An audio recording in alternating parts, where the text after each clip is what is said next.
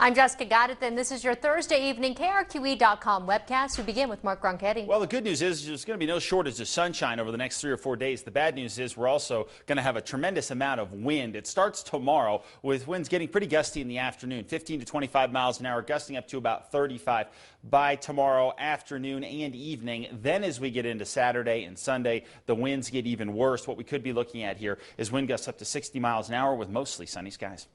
A federal bankruptcy judge has ruled to take all the assets of Albuquerque businessman Doug Vaughan.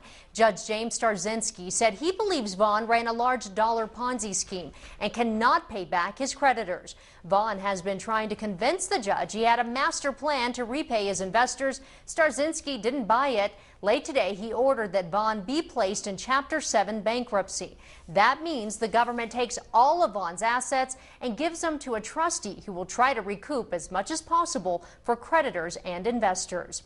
A judge sentenced State Public Regulation Commissioner Carol Sloan to 5 years probation. She was facing up to 12 years in prison after she took a rock and attacked a woman who she thought was having an affair with her husband.